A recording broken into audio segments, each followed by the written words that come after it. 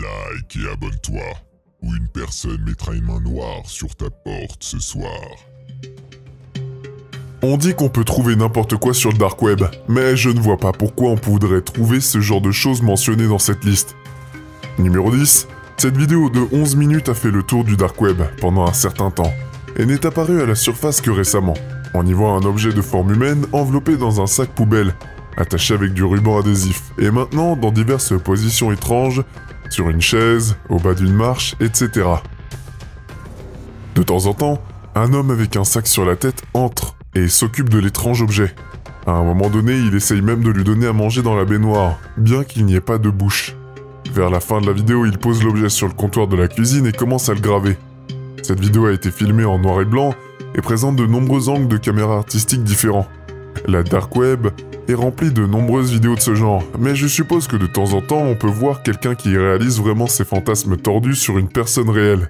Pour ce que nous en savons, cela pourrait être la conséquence d'une vidéo de chambre rouge. Numéro 9.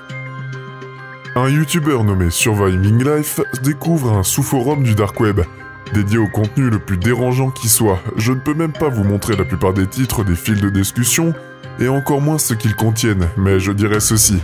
Les gens ici recherchent des choses qui vous feraient facilement défoncer votre porte par les flics. Après avoir parcouru quelques pages, Surviving Life tombe sur un fil en particulier, qui les surpasse tous.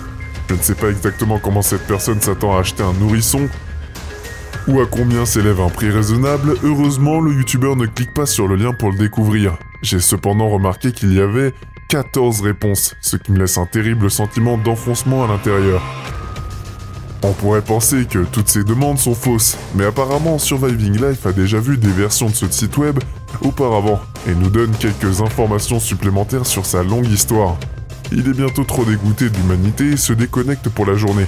Je pense que ce site web est probablement réel à 100%, mais j'aimerais avoir votre avis sur la base de la preuve vidéo présentée ici. Numéro 8. Cette vidéo granuleuse en noir et blanc a soi-disant été prise en 1999, lorsque l'internet en était encore à ses débuts.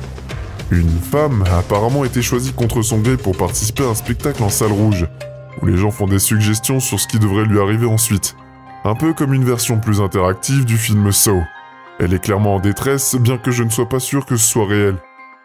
Ou juste de la comédie. Lorsque la caméra le montre à nouveau, elle est assise contre le mur et ne bouge pas. Les sanglots ont cessé et un silence tordu règne dans l'air.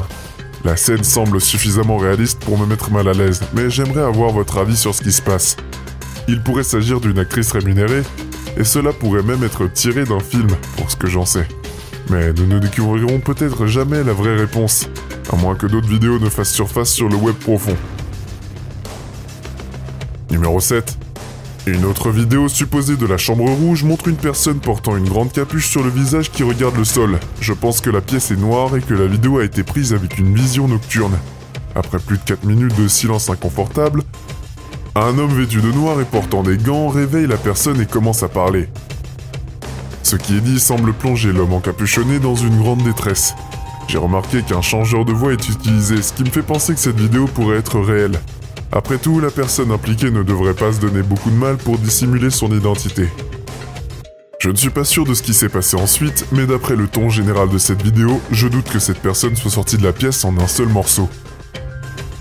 Numéro 6. Un youtubeur nommé Amir retourne sur le dark web après avoir reçu de nombreuses demandes de ses followers en son sens.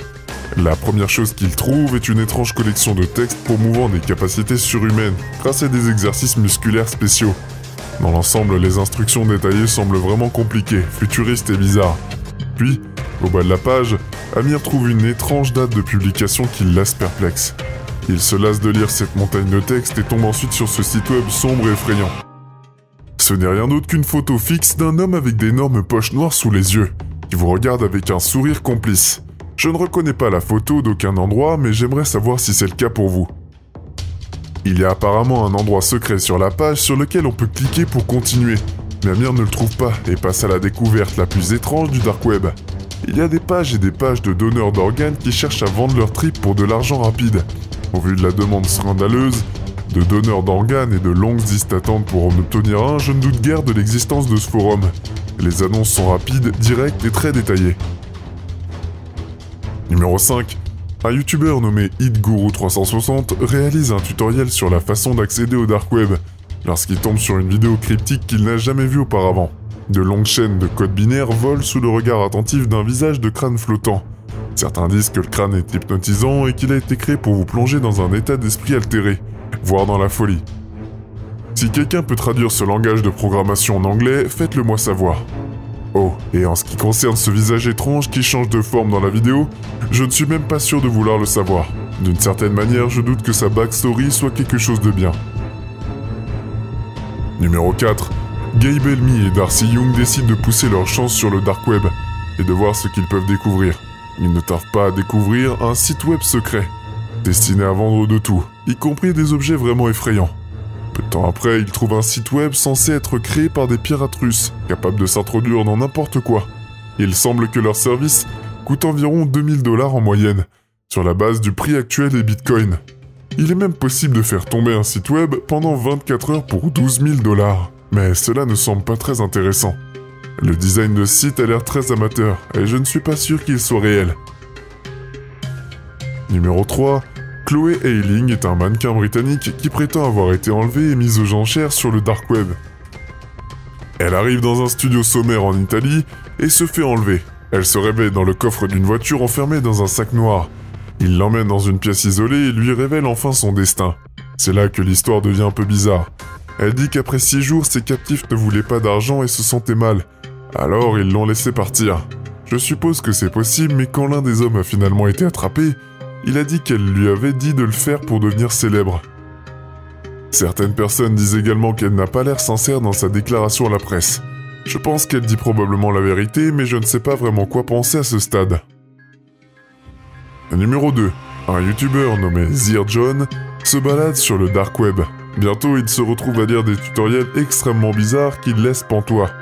Je ne pense pas que ZearJohn ferait quelque chose comme ça lui-même, mais en observant sa réaction curieuse au document, je ne peux pas me demander combien d'autres personnes ont été initiées à cela, exactement de la même manière. Numéro 1. Kenneth Freeman a commencé à se filmer en train de faire des choses horribles avec sa fille Vicky dans les années 90. Ces terribles vidéos ont empiré pendant plus d'1 an, à mesure qu'ils devenaient plus élaborés et sadiques. Il les a partagés en ligne tout le temps pendant de nombreuses années. Vicky ne s'est pas sentie suffisamment en sécurité pour signaler ce qui lui a été fait pendant 4 ans, à l'âge de 14 ans. Son père s'est enfui en Chine, mais il a été découvert et traduit en justice 1 an plus tard. Il a été condamné à 50 ans de prison. Malheureusement, la série Vicky continue d'être échangée en ligne à ce jour, et est devenue tristement célèbre parmi les malades du dark web. Il est dégoûtant de penser que des gens continuent à trouver du plaisir dans sa douleur des décennies plus tard. Mais tant que le dark web continue d'exister, il n'y a pas grand chose à faire.